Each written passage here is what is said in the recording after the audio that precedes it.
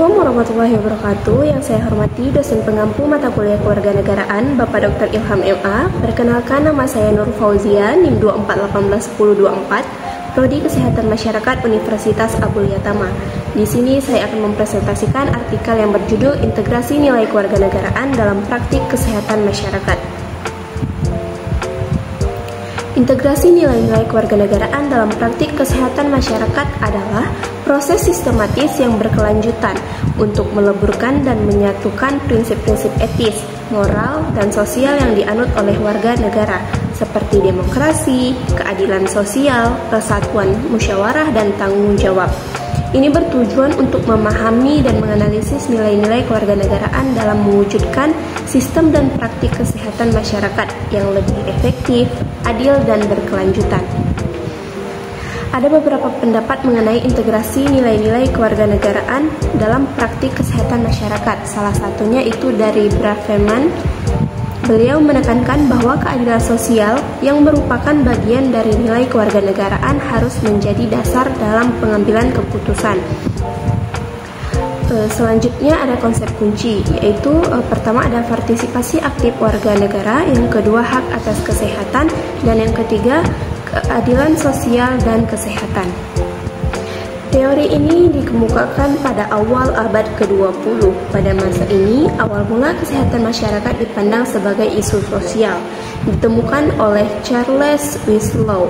Winslow menekankan pentingnya untuk mencegah penyakit dan memperpanjang hidup.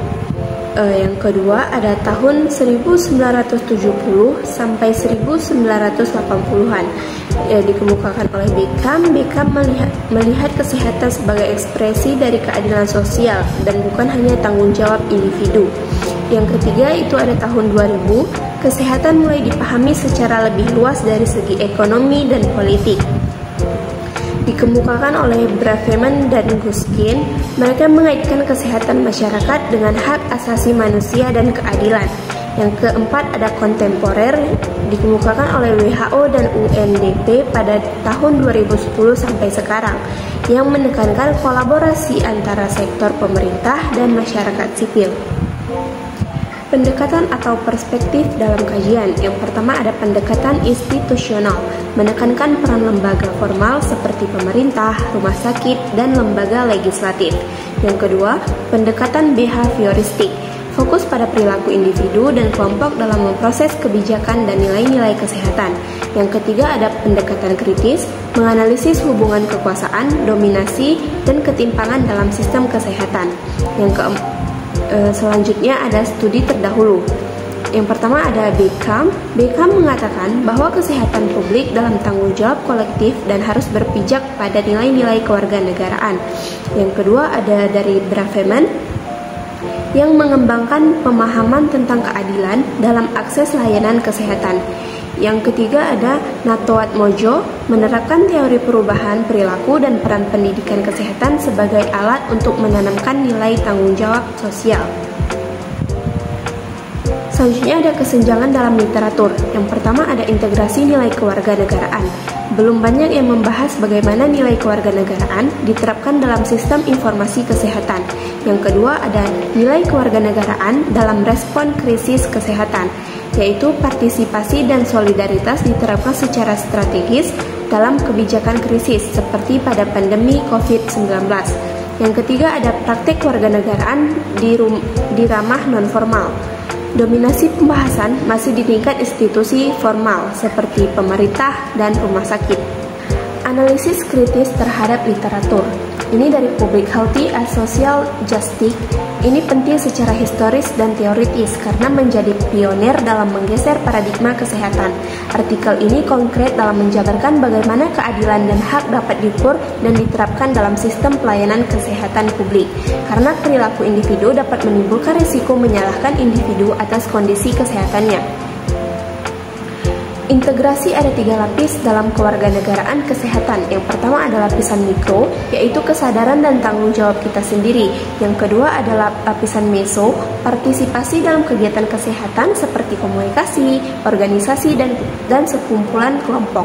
Yang ketiga ada kumpulan makro. Ini kritis terhadap kebijakan publik atau menyeluruh. Saya berpendapat bahwa nilai-nilai kewarganegaraan dalam kesehatan masyarakat seharusnya tidak hanya didefinisikan secara yuridis, tapi juga secara praktis dan relasional, bagaimana warga berpartisipasi, menuntut hak, dan bernegosiasi dengan struktur kekuasaan. Terakhir ada kesimpulan, artikel ini tidak hanya mengandalkan satu pendekatan, tetapi menggabungkan pendekatan normatif, partisipatif, kritis, dan perilaku yang memperkaya pemahaman tentang bagaimana nilai-nilai kewarganegaraan dapat diwujudkan dalam konteks kesehatan, menunjukkan bahwa kewarganegaraan dalam kesehatan masyarakat bukan hanya persoalan moral atau partisipasi, tapi juga berkaitan dengan struktur ekonomi, budaya, dan politik. Yang ketiga ada saran untuk kajian selanjutnya. Yang pertama ada riset empiris tentang kewarganegaraan kesehatan di tingkat komunitas. Dan yang kedua ada analisis kebijakan berbasis nilai kewarganegaraan. Mengapa ini saran selanjutnya? Karena masih minim riset yang mengeksplorasi bagaimana warga mempraktikkan nilai-nilai kewarganegaraan seperti solidaritas, partisipasi, atau advokasi dalam konteks program kesehatan lokal. Baik, terima kasih saya ucapkan kepada Bapak dan teman-teman karena telah menonton video saya sampai selesai. Mungkin hanya ini yang dapat saya sampaikan. Semoga video ini dapat bermanfaat bagi kita semua untuk menambah pengetahuan kita. Saya Nurul Fauzia ingin memohon maaf jika banyak kekurangan dan kesalahan yang mungkin tidak sengaja saya lakukan atau ucapkan. Wabillahi taufiq wal hidayah. Wassalamualaikum warahmatullahi wabarakatuh.